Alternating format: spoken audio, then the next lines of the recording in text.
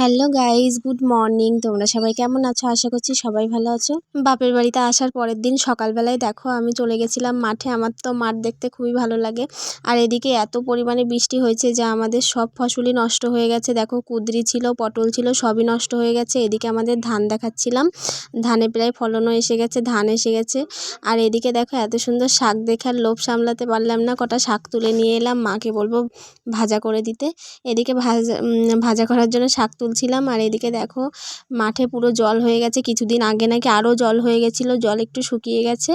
আর এদিকে তো আমাদের পটল গাছ সব মরে গেছে। আর এদিকে দেখো এই যে কলা বাগানে বাড়িও চলে এসেছি, মাকে দিয়েছিলাম শাকগুলো যে ভাজা করো আর খুদের ভাত রান্না করো।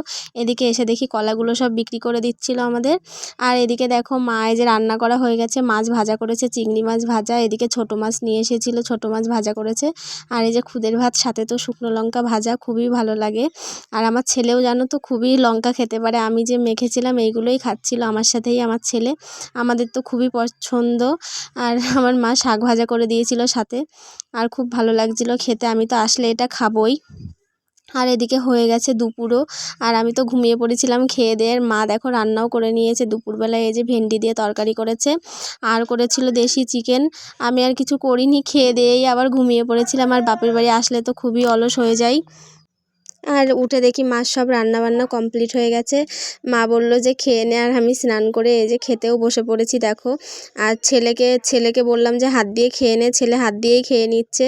এখানে এসে আসলে ভদ্র হয়ে গেছে, ছেলে দেখছি খেয়ে নিচ্ছে। আমার ভাই বোন তো ছোটোই, ওদের সঙ্গেই খেয়ে নেয় আসলে। আর এইদিকে আমাদের লক্ষ্মী ডাকাডাকি শুরু করেছে, গেলাম একটু লক্ষ্মীর কাছে। দেখো এই যে লক্ষ্মীকে আদর করে দিচ্ছিলাম, আর লক্ষ্মী তো মাথা পেতে দিচ্ছিল, আদর খাচ্ছিল। ওরকম যখনই ওর আদর খেতে ইচ্ছে করে একদম ডাকাডাকি শুরু করে দেয়। আর আমিও গিয়ে একটু আদর করি। আর আমাদের লক্ষ্মী কিছুদিনের মধ্যেই মা হতে যাচ্ছে, একটা নতুন সদস্য আমাদের বাড়িতে আসবে। ভিডিওটি ভালো লাগলে লাইক কমেন্ট শেয়ার করতে ভুলো না। আর আমাদের লক্ষ্মীকে কেমন লাগে তোমাদের?